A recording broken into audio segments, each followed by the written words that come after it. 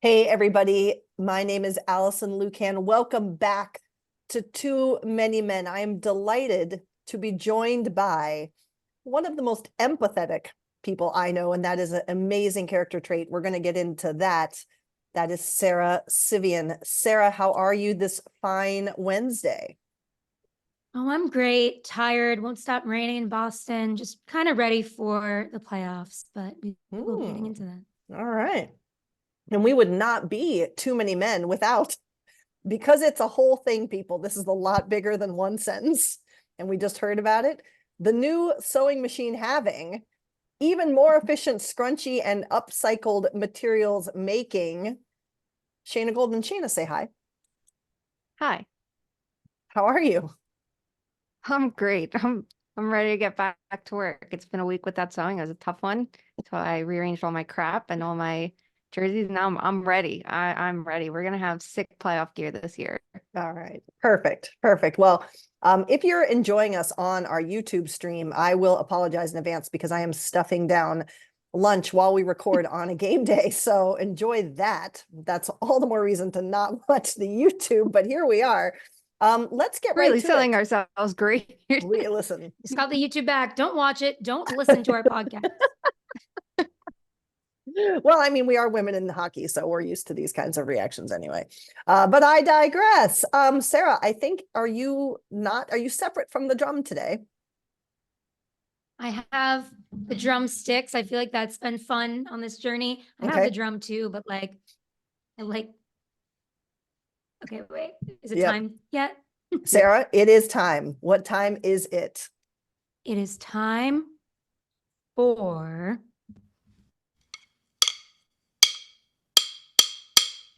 bit of news. I really love doing this. Continual shout out to at Benny Drawbars for sending us our Bido News drum and drumsticks.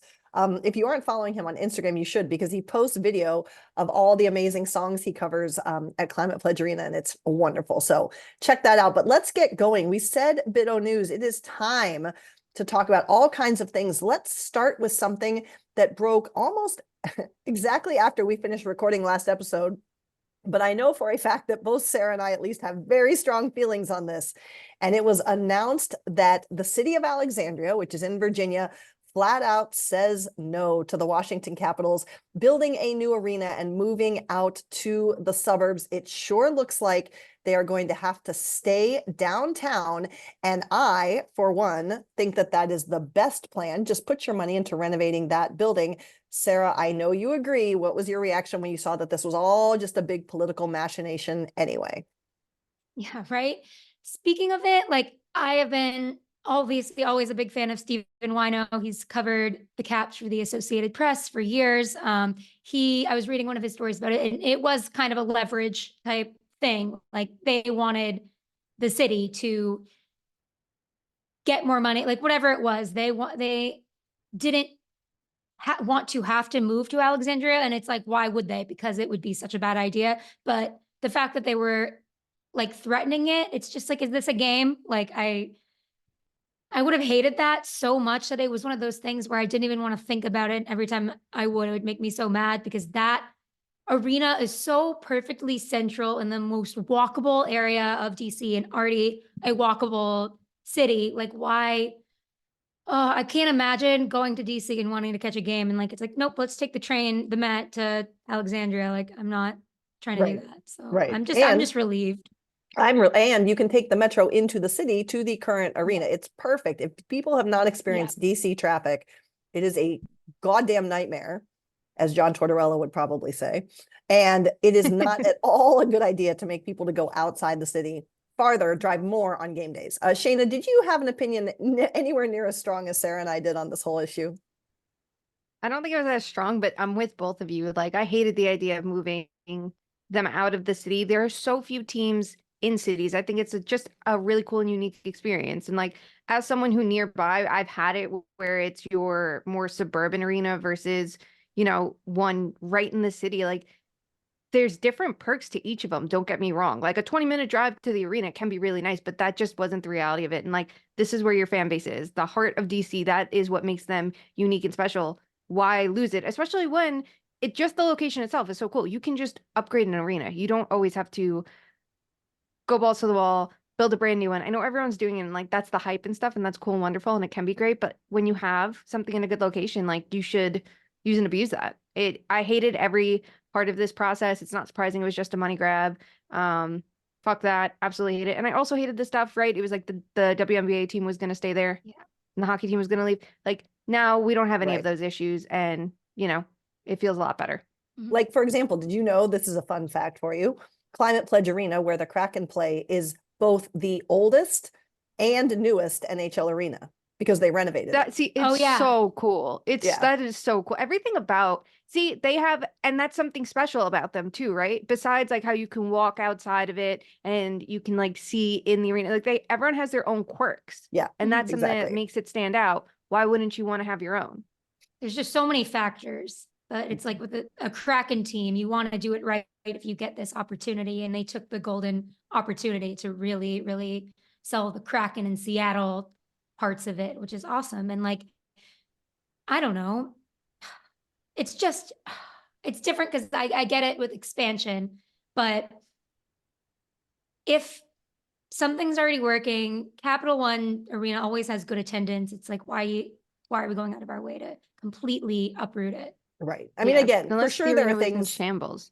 look, it is true Yeah. that there are things there that need improved and fixed and renovated. That's for sure The true. away locker room is atrocious. And they've renovated and it's still atrocious. But anyway, I was just there. It's all right, well, let's move on to the actual things that happen inside arenas, and that is NHL hockey. We'll start there. We didn't talk about this the first time it happened, but let's talk about the second. For the second time, John Hynes pulls his goaltender in OT, which we all learned was a big risk because if you lose, having pulled your goaltender, you don't even get the loser point that you would have gotten because you got to OT. It worked for him the first time, but it did not work for him the second time. And this is a team that definitely needs every single standings point that it can get.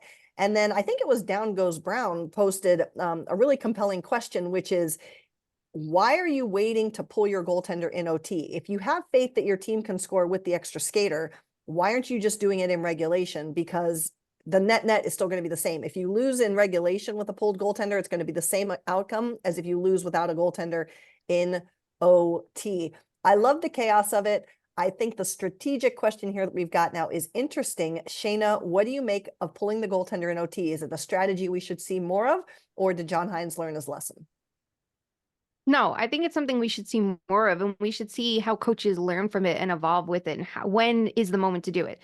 Like the first time against Nashville, if I remember correctly, they had pulled the goalie in regulation to tie the game in the first place and force overtime, and then they did it again in overtime because they really needed those points over the Predators and things were a bit closer then. It made sense the way it happened, right? Because you first had to get to overtime, and they did pull the goalie. Were you going to immediately pull it with a few seconds to go? Like that wouldn't have made sense. I understood it, and they did it on the fly, and it came by surprise. This time was different. I get it. You need the points from Vegas. It's a little different now because Vegas jumped up into third place versus being in the wild card at the time, but it felt like a good risk to take because I understood the idea of getting the points away from Vegas when maybe your focus needs to be LA now, but it's the same difference in case they keep shifting back and forth. But I don't know if that was the moment exactly to do it. I like that he goes for it though. I like that he's trying something different. It worked for them before. You can take your opponent by surprise, and they're a team that works really well with an empty net. I do wonder how often now are they practicing this? Because I feel like before it wasn't a thing. Like, are you going to work this into your practice routine where you try going 4-on-3 on the power play and you have on the power play in 3-on-3 and you work on like being better defensively? Like, I don't know. Teams work on 4-on-3 because of a power play in overtime. And I mean, I'm sure the objective is still But do the they, same. but I guess you have to have a different mentality of like, now you can't let the puck clear at all versus it's okay, Yeah. your goalie will get it and you can reset. So therefore, I ask you, Sarah, this question. Again, a lot of us didn't know this rule existed about the risk of losing the loser point because you've pulled a goaltender. Is the rule itself a good idea, or should it go away? Should you get the loser point even if you lose and you had pulled your goaltender? Yes. Or what are we doing here? Like, why does it matter a strategy? Like, however you win or lose should be you either get the point or you don't. Like, why is a win or a loss contingent and a point contingent on a strategy in the game that is well within the rules? You either make it against the rules or you're allowed to have the loser point. I didn't even know that was a rule, so that's Right. actually pretty crazy. But stay with me here when it comes to the bigger picture. Like, either way, there's a 50-50 chance you're going to win or lose in overtime. Why don't you just try everything, especially in this high stakes situation? It's like, why not optimize these? You only get 5 minutes. Why not do everything you can in these 5 minutes? I don't know. I mean, I think it's so interesting, but I will say, like, yes, it's worked once and it hasn't worked the other time. And it's like, okay, maybe they would have lost the game anyway. So maybe you just try to optimize it, and it is somewhat of a crapshoot, but at the same time, it is a pretty drastic thing. I Yeah. like that the point thing. I actually do. I don't know why. It's do? a I it's a agree with weird no, I agree with Sarah. it's a Like, weird you, twist. But I but want it's to take it fun further. that it's weird. We like a twist. I want to raise the stakes further. And Rich brought this up to me right after it. He immediately looks at me. He's like, "You got to text Jeff Marek this idea because he's the only person that'll be on my side." And he goes, "I wanted that if you allow the goal while your opponent goes empty net, you don't get a point at all if you allow that goal," which would never fucking happen. But he was like, "I want to go further than that. If you can't save that goal while they don't have a goalie in net, no point." I'm with Sarah. I think Sarah makes a really good point. Like, it can't be different because of one strategic, like, that's like saying, like, if you run a 5-player power play, a 5-forward power play, and something happens, like, then you don't get whatever. It's not a legitimate application of the paradigms of the game, in my opinion. I agree with Shayna, though, that it's interesting and fun, and like, I like the drama, but yeah, it's just like when actual things are at stake, like, that's an interesting bend in the rules. Well, we will see if more teams take it. I'm curious to see. Let's talk about some other news. And this is a player who not only made it over to the US, but has made his NHL debut. And that is, unfortunately, because of how the team listed him, not the tallest goaltender in NHL history, because he's listed at 6'7" and not 6'8", which some people think he is. But Philadelphia has Ivan Fedotov now with them, and he gets forced into action as the Flyers are clinging on to a playoff spot. And John Tortorella made a very public statement after the game that he makes his debut, that it was the only player that played after the Flyers come back and force overtime only to lose. They're struggling, tortsing. Shayna, what do you make of what I'm still going to say is the tallest goaltender in NHL history? I mean, I'm thrilled to see him in the NHL because he's gone through some shit to get here. The way he was put in a game is so intriguing to me because when you look at the Flyers' chances, it kind of rides on Sam Harrison, who has never played a workload like this. And you also have to, it's not just getting to the playoffs. You don't want him burnt by game one.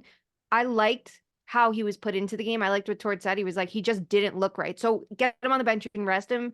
And why not go for it? You're already behind in the game. And he handled it so well. And then his comments today, I saw were even better. Like I it was a refreshing take from Torts, everything about it, about how the team has to play in front of him. And I like that if you throw a goalie in like that, you're kind of raising the bar for everybody else in that moment too, saying like, here's a guy going into his first bit of NHL action. We're trailing in a game. Pick up the pace right now to give him support. I liked everything about it. Sarah, what's your take on Fedotov, tortsing, and the Flyers?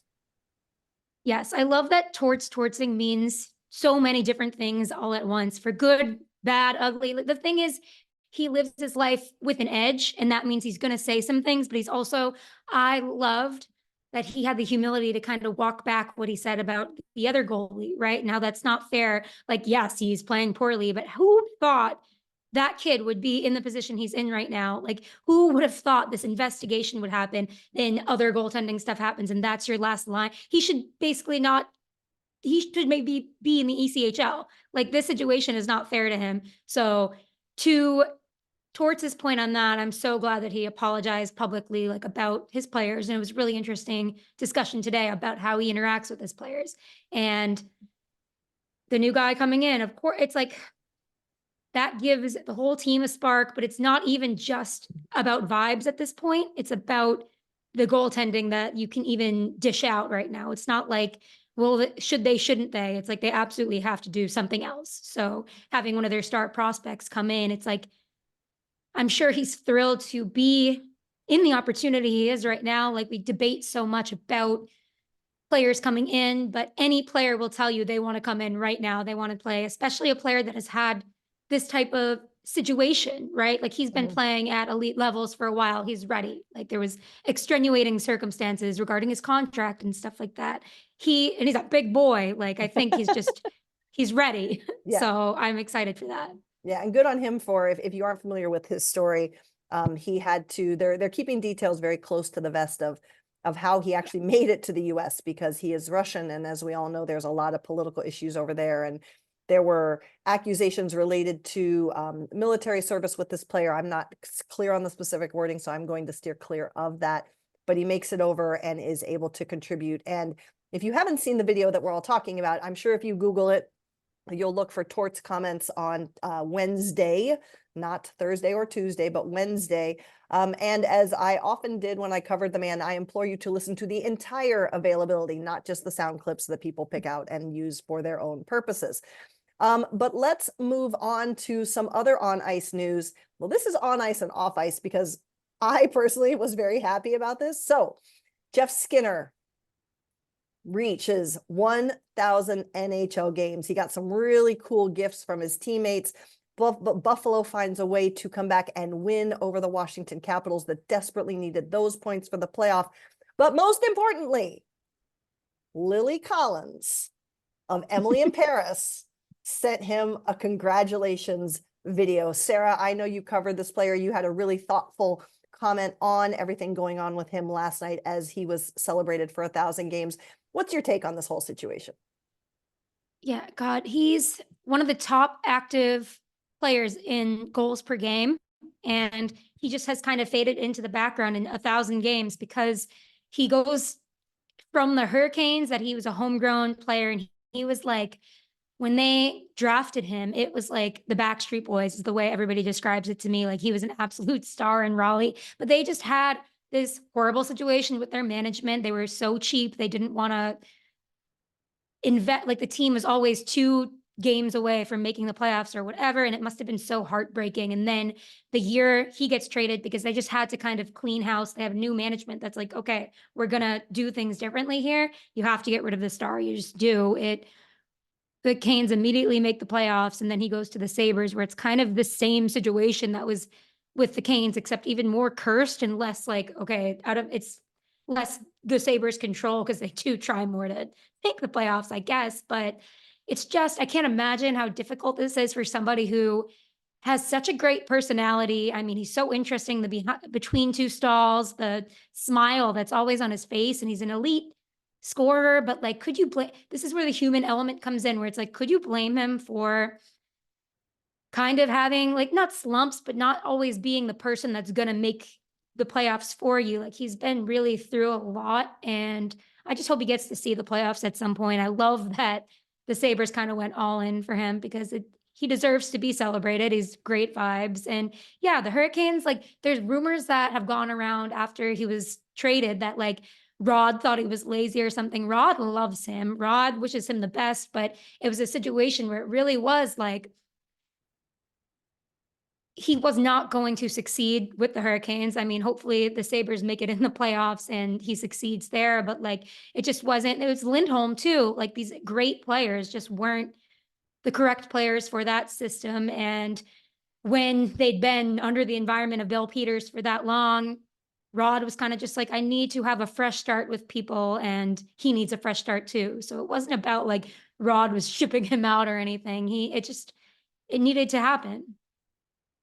Shayna, this again is a player with 1,000 games under his belt. That's not a small accomplishment. That's a big deal. And, you know, to Sarah's points, it looks like this is a player who's continuing to be beloved by fans and by teammates. They got him like a truck or a boat or something, like, and he drove it around on the ice. And if you haven't seen it, the reason the Emily in Paris video is so great is because Jeff Skinner is a fan of Emily in Paris. If you Google that, there's a fantastic video of him telling Alex Tuck to watch Emily in Paris because she gets bangs this season. Shayna, what stands out to you about the player and what you can infer of the person who also met Taylor Swift and tried to give her a signed jersey? What's your favorite thing about this wonderful, wonderful human?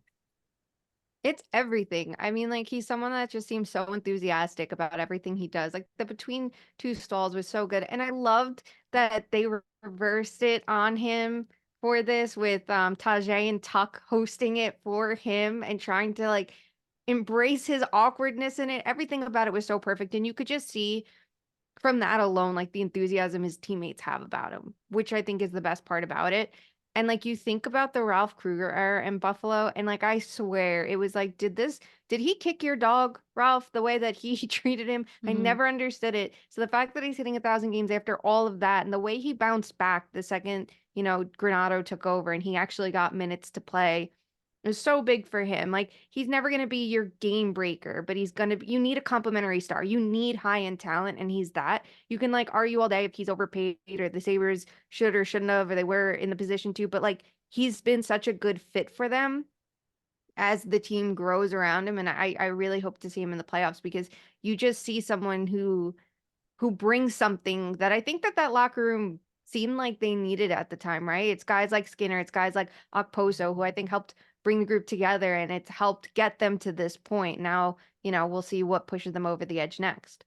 Well, hopefully something will, because they've struggled mightily in that area.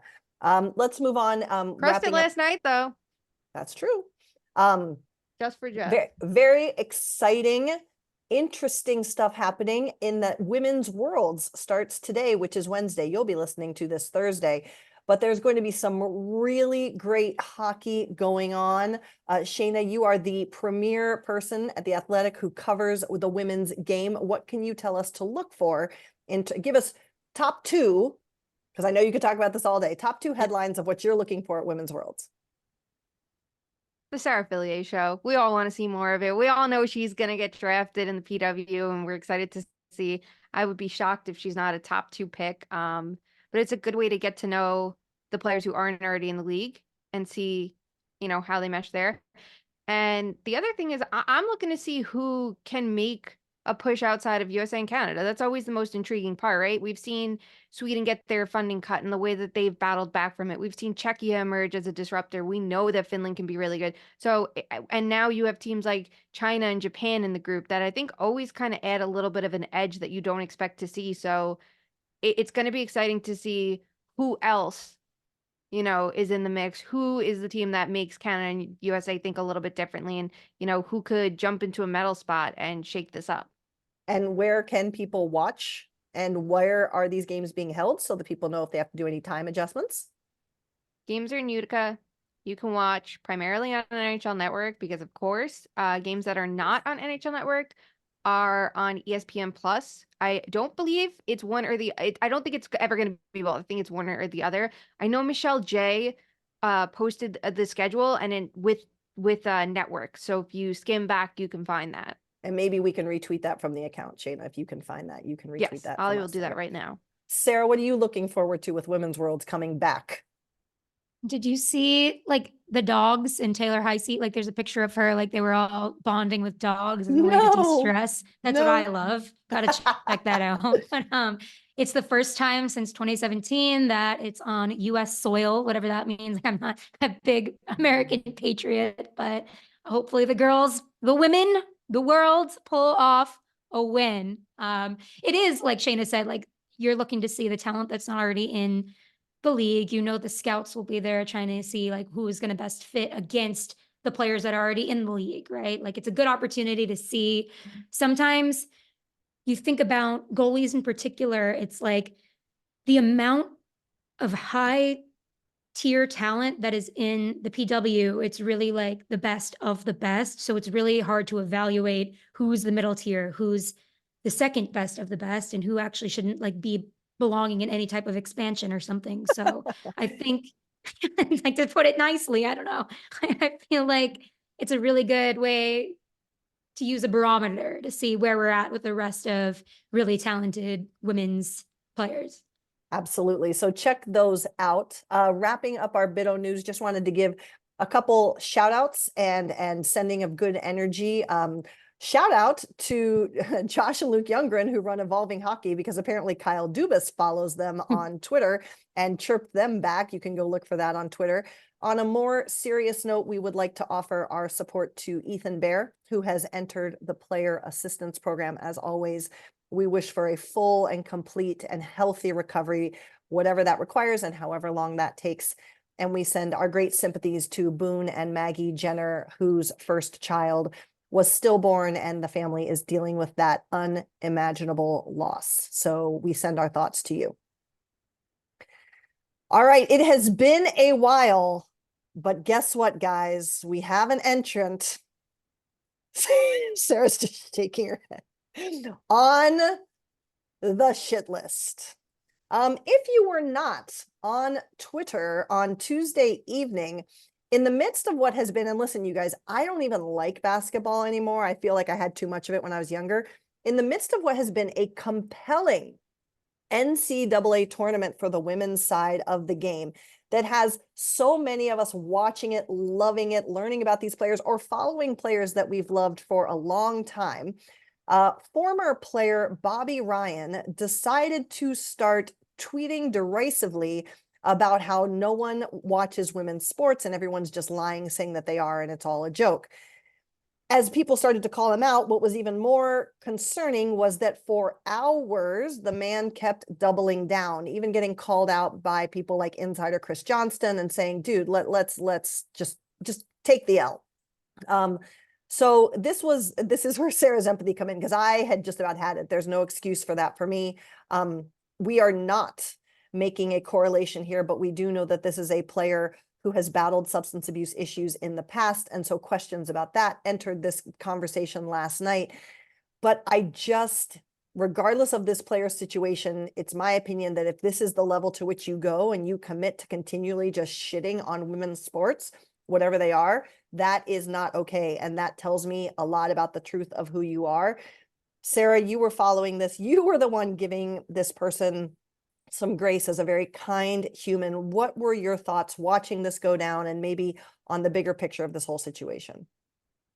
I don't know. Like you said, it's more harm than good to ever accuse somebody who has had substance abuse struggles or whatever, like any type of mental health, to be like, oh, it's kind of not disrespectful to just them, but as somebody's humanity to accuse, like, let them off the hook for something that they're doing that is unsavory. And the truth is that he's saying things you shouldn't say, no matter what you're going through, and for no reason. Like, he was being an asshole, a dick. Like, the things he was saying and the way he was saying, it was just like he wasn't even arguing about something that meant something to him, right? And the way he was settling down, it just, I don't know. I guess the empathy comes in. It just reminds me of some people in my life who I know act or speak like that when they're going through something hard. It doesn't give anybody an excuse to do it, but I've just been thinking a lot about the internet lately and the piling on. Like, I don't know, does it really help? Like, Women's World started today. Let's talk about that. The piling on of the stupid thing. Like, he shouldn't be let off the hook, but at the same time, what does it do to he's clearly struggling, no matter how you want to look at it. Like, looking at all of the 24 hours of responses, I'm like a normal, well-adjusted person. And I've had my days where I'm tweeting up a storm where it's like somebody has called me and it's like, let's calm down. Like, okay, like, are you okay? And I'm like, actually, no, like, there's a lot going on. So, like, just hopefully there's somebody in his life that does that. But at the same time, you have to be held accountable for things that you're clearly posting and doubling and tripling down on. I mean, I did respond to him and I was just kind of like, let's have better takes tomorrow. Let's go to bed. Like, and I don't know, that's kind of infantilizing him. Like, he's an adult and he can say bad takes, but yeah, he was just like, I'm not changing my mind on this. And I was like, all right, well then you're like being a fucking idiot then, because I don't know, he's coming at Megan Shaika, who's the most like level-headed Honestly, person in the world. Like, just, it doesn't, nothing gives you an excuse to do that, but it's something I've just really thought about and grappling with, because I don't think it's helpful to anyone to pile on. It's been a while since anybody's piled on me, which means like, wow, maybe I am getting a little better in this life. But at the same time, like I know how that feels and how it ostracizes you even more, but we don't have to hold his hand when he's being such a dick. So I don't have an answer, but I just don't like how we have to harp on things. What even happened a few weeks ago too, where it was like, okay, the jokes are over now. Like, oh, Andrew Berkshire. It's Yeah. like, okay, he said a stupid thing. Like, why the negativity lately is just really like exhausting me. I don't have the mental capacity for it. I need to like log off and try to get a job. Like, I don't know. Like at the end of the day, these people going around in circles, the internet seems like a worse and worse place every day. Yeah, I mean, I think it is very important that we keep that underlying how we grapple with people who are putting out really toxic, sexist content. And maybe that's the bigger question for us, right? Is that we can't cancel everybody just to cancel them, but what he was saying and how vehemently he was saying it and continuing to fight for it is not okay. Shayna, what was your thoughts / reaction seeing this all go down? I'm so tired of men discussing women's sports in such an asshole-ish way. I don't even have a better way to put it. Like, if you're gonna take anything away from what I say, yes, I hate men. You can take that, run with it, enjoy it, because I hear it constantly like, oh, she just hates men. Do you see the name of her podcast? Yes, I fucking hate you all. But Right. like here it is, quoted from me, Shayna Goldman. I fucking hate men, but I especially hate the men who I cannot stand when men decide to quiz women about sports. Like it makes my blood boil when it's like, can you name 5 players on this team? And then you're trying to do it about a woman watching women's sports. You want to quiz her. I'm sorry, Bobby. Do you know 7 players? Right. Like, please stop. You don't need to shit on someone for saying that they're enjoying something when literally we're all captivated Well, and by it. also, I do not like basketball. to be clear, like I say this all the time about hockey, like I look at hockey a certain way with an analytics slant. But if you are a fan who just wants to go and drink a beer and have a hot dog and watch hockey and cheer, that's a great way to fan. There is no requirement Yeah. for anyone to be a fan and have to know a certain subset of information about any sport. Yeah, 100%. You can I could not list the entire Iowa team to you, but I can tell you Caitlin Clark is much must-watch TV, and going up against Angel Reese is must-watch TV. I don't watch March Madness ever, literally ever. I'm watching this year because I care about it, and the viewership is telling. You don't need to quiz someone on it. It grinds my gears so much.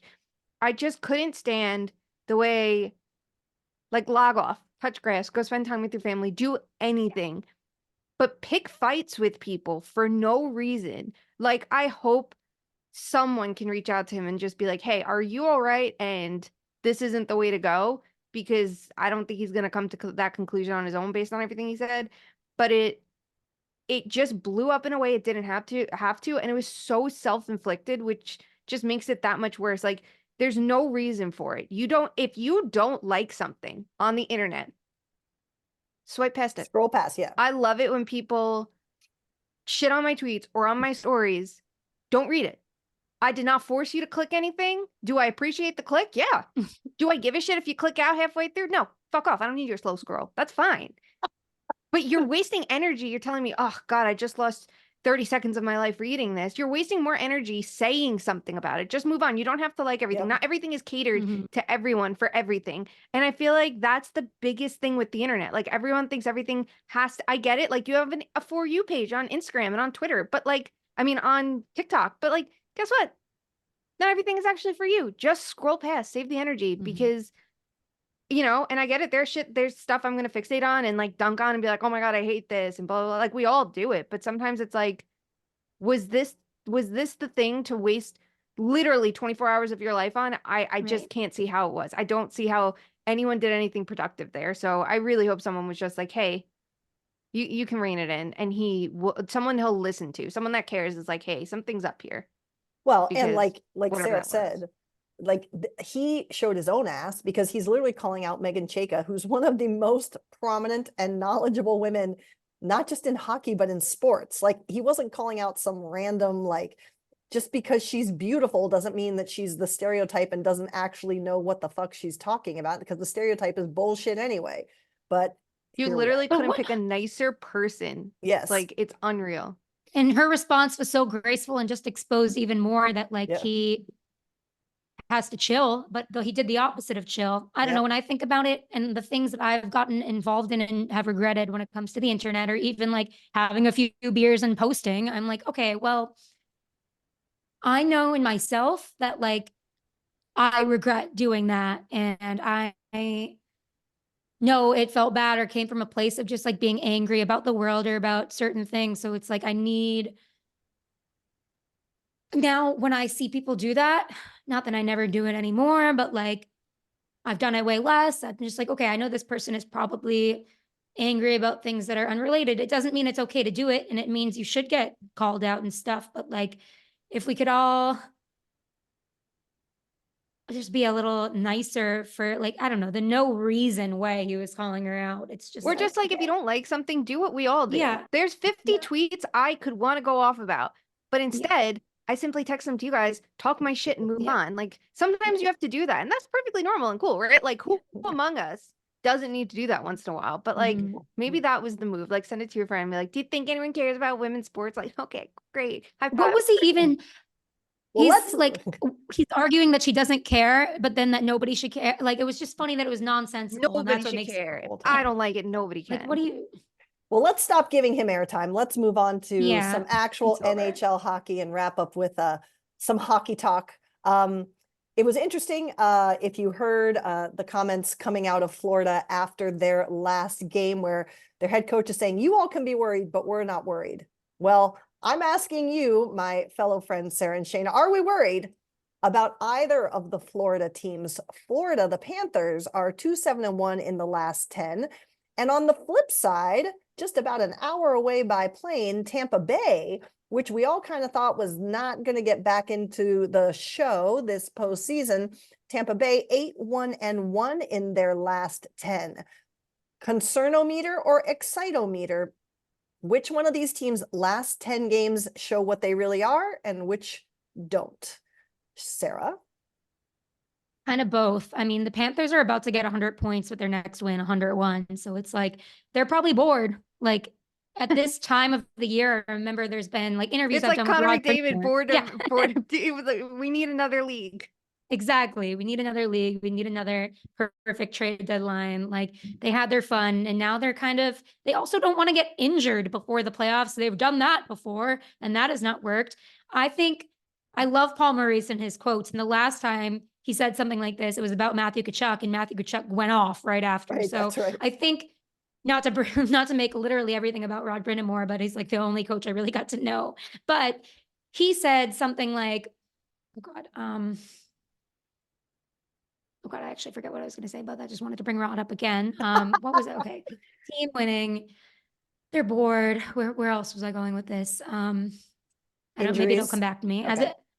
Injuries, as it pertains to the Lightning, though, this is kind of who they really are. They know when to turn it on. Always. They've always been this exact team, right? That's like they don't take into stock every single win or streak, or like they aren't phased. And then they flip that switch when it's time to go to the playoffs. And it's like, okay, now they're just going to be Tampa Bay Lightning playoff mode. And that's kind of the privilege that they have from all of their hard work paying off like years ago. Now it's kind of, they know when to do it and it doesn't hurt that Kucherov's on the team. Shayna, what's your take on the two Florida teams? Yeah, Florida, it hasn't been a great run the last like 10 games, and there are definitely some 5-on-5 concerns. There's definitely some goaltending concerns. They're not finishing their chances. But it's like I feel like the goaltending and the shooting is going to work itself out, because unlike last year, they're actually doing a good job converting on their chances. So it's kind of like, all right, this can happen. And I think like the last like 2 games, you're seeing them pick it up a little bit more. If you're gonna have a streak like this, like honestly, this isn't a bad time to have it. They had some injuries along the way. They lost Barkov for a game or two. They didn't have, I think, Ekblad for a couple games and Kachuk, so that can happen. But it's gonna teach you how to bounce back, which is really important because they've been flying high all season. And like, I think you need a little bit of adversity to kind of like give yourself, you need like a little sandpaper in your season. You need something that's going to test you and you have to figure out how to rebound from it. And I think it'll give them ideas on like how to win in different ways after. And I know they had that Cinderella run last year and they knew it well, but it's a new season. So you still need that reality check. So I don't think it's a bad thing. As long as they find their way out of it, it'll be totally fine. And if they can stay healthy, because better to err on the side of caution, like you said, Sarah. For Tampa, I mean, it's great for them, considering how many teams are battling out for the playoffs. The standout for me, besides Kucherov, is that Braden Point's now going. Duclair's a great fit. And maybe the most important is Victor Hedman looks great. This last month of hockey for him has been excellent. And it was a little iffier at start. And it makes sense because the defense has been just beaten up over the years because of cap reasons. Losing McDonough totally killed them. The Sergachev injury and then re-injury, like it's a lot to deal with and it's him by himself. And they didn't get him nearly enough help at the deadline. I know they brought in Dumba, but like you wanted to see them go for like a Sean Walker type to get close to that caliber. So the fact that now he's playing at this level, I think it helps solidify a group that is so reliant on their core. There's just a drop of concern, and that's Vasilevsky, who has been really inconsistent all year. And I think we can give him the benefit of the doubt at first because he's coming back from a back injury, who knew how he was going to look, and especially behind that defense. But we also know he's someone, I think their first cup year, he had like an iffy regular season before just steamrolling it in the playoffs. So we know he can turn it on. So if he can still do that, they're in good shape. But I still think like, despite things starting to come together in front of the net, I don't know if this version of the Lightning is going to be as good if he's not on his game in the playoffs. 100%, 100%. Well, let's take one quick final look at another team. And this is a team out west that honestly, I keep talking about. I think a lot of people, including myself, often sleep on in terms of not just how they play, but how they are run and how they are built. And that's the Dallas Stars. The West is becoming quite the little interesting mangle. Vancouver's been on a little bit of a slide. Vegas is surging and looks to be getting healthier and healthier by the day, just beating Vancouver last night. But Dallas is on a 7-game win streak. They have 3 points on any of the other Western teams to feasibly win the West, and they are 1 point behind the getting in the run for the President's Trophy for having the most points in a season. Sarah, how lethal is Dallas? And if you had to pick today, how far do they make it in the playoffs? Yeah, they're the most complete team in the league by far to me. And I felt this from the beginning, even though they could have added a defenseman. What do? Add the perfect defenseman. Like, I mean, I don't know, perfect. We might be exaggerating, but a really good Perfect for defenseman. them. Yeah, exactly. Perfect for them. The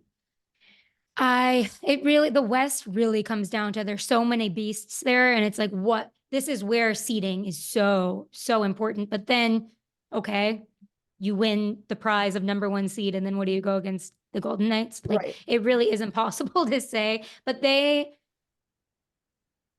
would be a fun rematch to start things up, wouldn't it? Wouldn't it? And I think they'd be really excited. If they start today, Sorry. though, they would face LA. Oh yeah, they're gonna torch LA. Yeah. I'm over LA. I think the Stars from every angle are the most complete. It's the one time I'm letting you off the hook for not having a star scorer. They're all stars because they're the Dallas Stars. But you have the amount of guys that have scored 20 goals is more than anybody in the league by far. You have them coming at you line after line after line. Then you have an amazing top pairing on defense. You've got Otter. When he's good, he's good. You have veterans, you have emerging stars, you have the teens that are like coming up and giving you like a boost of energy. I don't know. I feel like the blend of people is pretty fantastic. Matt Duchene's comeback story, and he might be leading the league in game-winning goals. It's like, I don't know. I like the blend of the team gelling together and the way they're doing it. I mean, I would like one more star scorer on the power play, but at the same time, they're so sturdy. Shayna, how far did the Stars go this season? That's it's a good question. They've been my team from the West they're the team if I had to like predict is going to the final. I've been going Dallas all year because I like how complete they are. The one thing I'm curious about is how they'll match up to Colorado, and we're gonna get like a really great preview of that Sunday. I'm hyped for that game.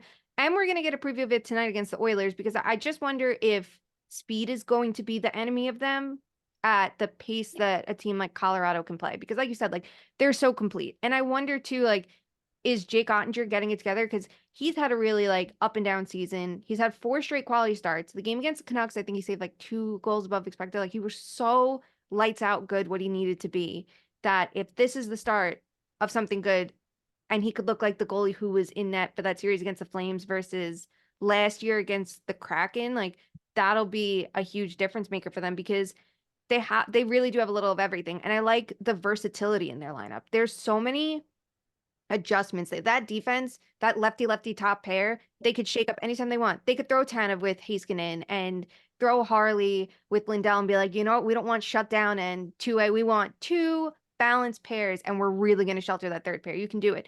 They know Wyatt Johnston, who's just killing it this year, can jump up to that first line when they need him. They can shift Pavelski down. Like it's a little bit of everything. And they've lost in such heartbreaking ways that I wonder how much they can learn from it too. And like last year, there were things like Jamie Benn, keeping it together.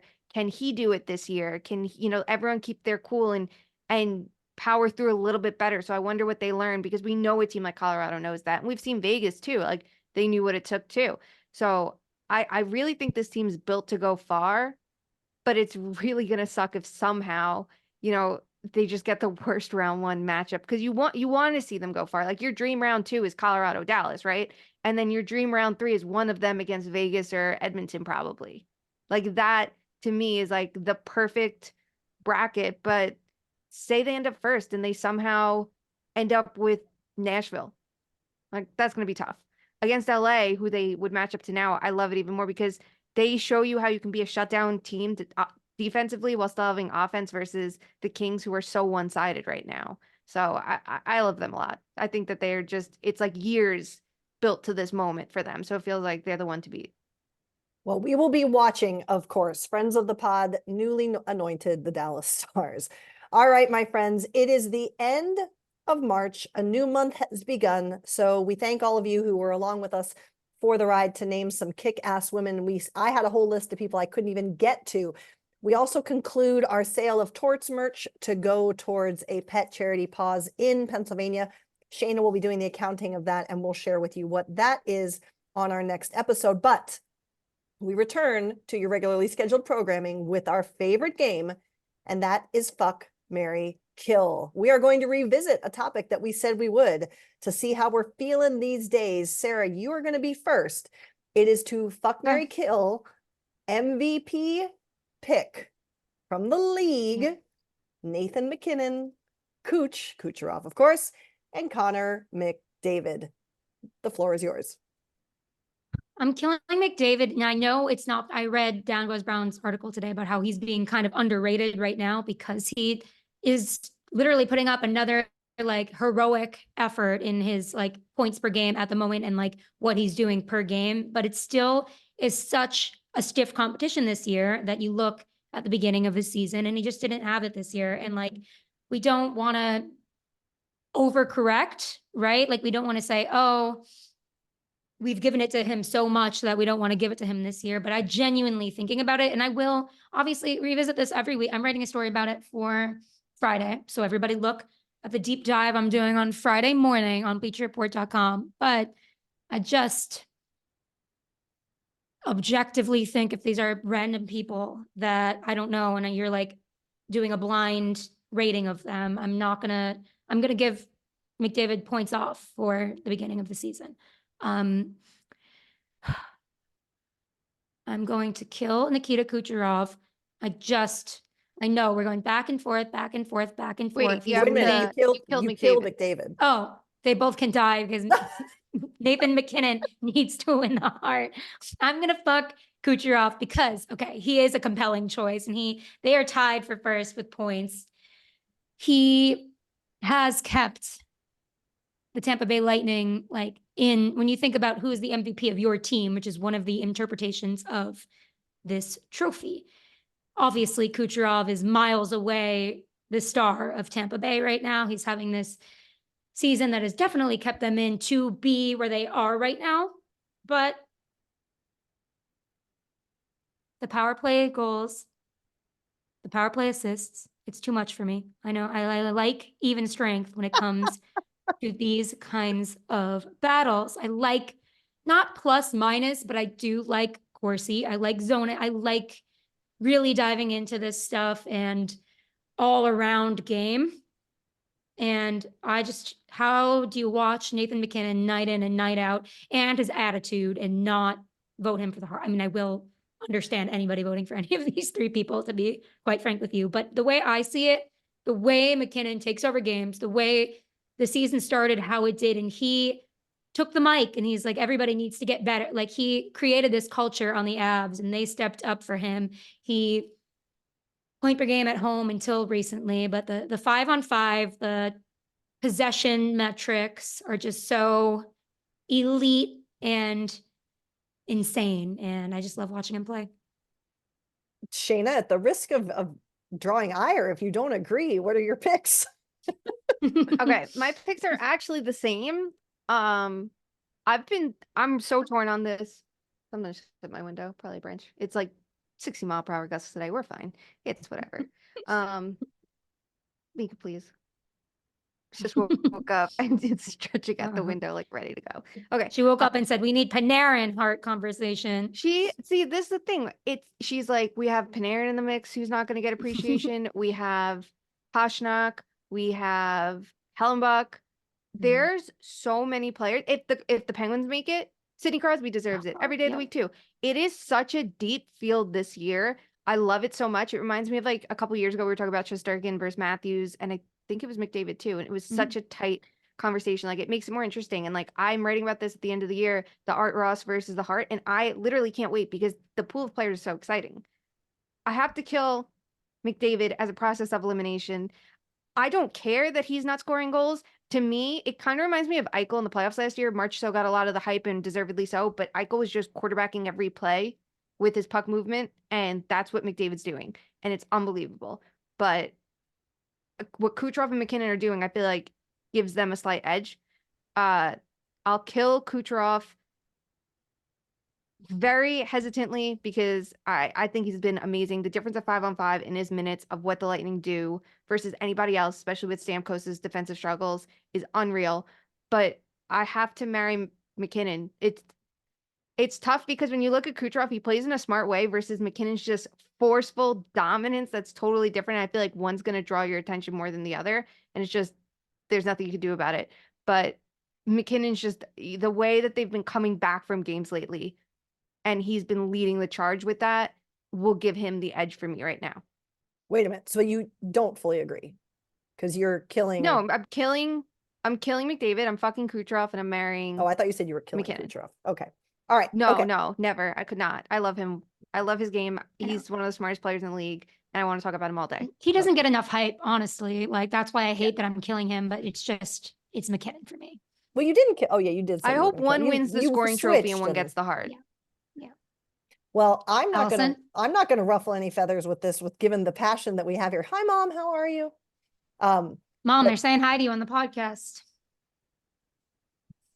So cute. We love her. Doing great things with her day, teaching small children and making them better humans. All right. I'm going to agree because I don't want you two to be mad at me, but the more I think about it too, the point that stands out for me that's a differentiator is that MacKinnon is, at least from what we can see, contributing significantly off the ice as well, to the point of his comments at the start of the season. And I totally agree that Connor McDavid's start, whether it is or is not because he was injured, has to matter. It just has to matter. That's just the way it is. So I'm going to go with MacKinnon too, because it's also goals and we love that. So, all right, my friends, that will do it for us for this episode. We appreciate you all so much hanging around, listening to us, connecting with us on social. If you haven't already, why not? We're on Twitter and on Instagram at 2_much_man. If you want to represent us when you're not online, you can get shirts, t-shirts, hats, glassware, switch cases that say Too Many Men at toomanymenmerch.com. And until we speak again, we ask you all please to do something, no matter how big or small, to make sure that hockey truly is for everyone. We will talk to you soon. Love you. Bye.